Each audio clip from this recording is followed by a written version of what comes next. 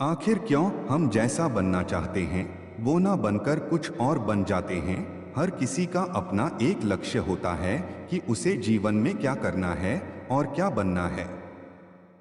लेकिन जैसा आप बनना चाहते हैं वैसा नहीं बन पाते हैं। क्या आप इसका कारण जानते हैं? जीवन में हर व्यक्ति सफल बनना चाहता है, लेकिन सफल बनने के लिए आपको अच्छे विचारों को अपनाने की जरूरत है। गौतम बुद्ध के उपदेशों से आपके जीवन में सकारात्मक बदलाव आते हैं और इससे आपका जीवन बदल जाता है। यही कारण है कि बुद्ध के विचारों को सुखी जीवन का सूत्र कहा जाता है। सफल बनने के लिए हर व्यक्ति का अपना एक लक्ष्य पहले से ही निर्धारित होता है और वह उसी के अनुरूप काम करता है।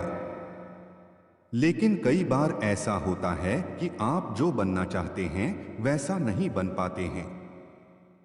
कुछ लोग इसे लेकर यह मान लेते हैं कि शायद उनकी किस्मत में ही यही लिखा होगा, तो वहीं कुछ लोग अपनी किस्मत को खराब कहने लगते हैं और कुछ लोग यह मानकर संतुष्ट हो जाते हैं कि शायद वह इसे डिजर्व ही नहीं करते। लेकिन इसका असली कारण कुछ और ही होता है।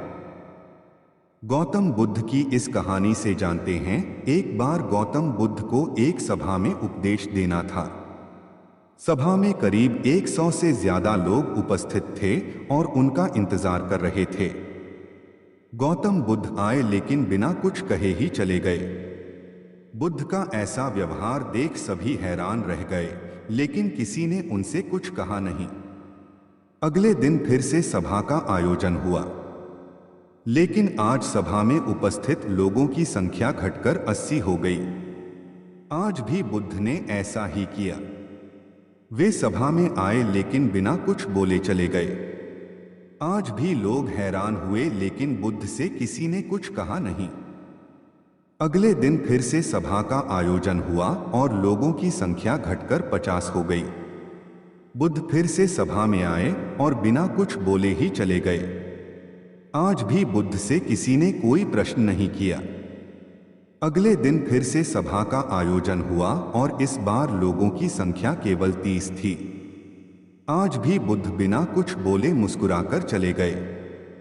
आप कहानी को सुनते हुए इरिटेट हो गए होंगे और सोच रहे होंगे कि आखिर बुद्ध को कुछ बोलना नहीं तो बार बार सभा का आयोजन क्यों हो रहा है। ठीक इसी तरह सभा में मौजूद लोगों को भी गुस्सा आ रहा था। लेकिन इसका जवाब जानने के लिए आपको धैर्य रखना होगा। अगले दिन फिर से सभा का आयोजन और आज सभा में केवल 15 लोग ही उपस्थित रहे। लेकिन आज गौतम बुद्ध ने अपना स्थान ग्रहण कर लिया और उपदेश देने के लिए बैठ गए। बुद्ध ने जिन 15 लोगों को उपदेश दिए वे उनके भिक्षु बन गए और इन लोगों ने आगे चलकर बुद्ध के ज्ञान को अलग अलग दिशाओं में फैलाया। एक बार इन लोगों ने बुद्ध से प्रश्न किया कि सभा का आयोजन होने के बावजूद भी आप क्यों कई दिनों तक बिना बोले ही चले जाते थे। बुद्ध ने उत्तर दिया, मैं उन लोगों को खोज में था जो लायक हों। सभा के पहले दिन 100 से भी ज्यादा लोग थे, लेकिन उनमें से ज्यादातर लोगों को मेरे उपदेश से कुछ मतलब नहीं था। इसके बाद जो लोग अगले दिन आए उन्हें भी मेरे उपदेश से कोई मतलब नहीं था। वो तो केवल इसलिए आए थे क्योंकि वो देखना चाहते थे कि आखिर सभा में होता क्या है। लेकिन मुझे ऐसे लोगों की तलाश थी जो मेरे ज्ञान को जन जन तक पहुंचाए। मैं कई दिनों तक इसलिए बिना बोले चला गया क्योंकि मैं यह देखना चाहता था कि आखिर वो कौन लोग हैं तो सच में मेरे उपदेश को सुनना चाहते हैं और जिन्हें वास्तव में ज्ञान पाने की प्यास थी, ऐसे लोग ही आए।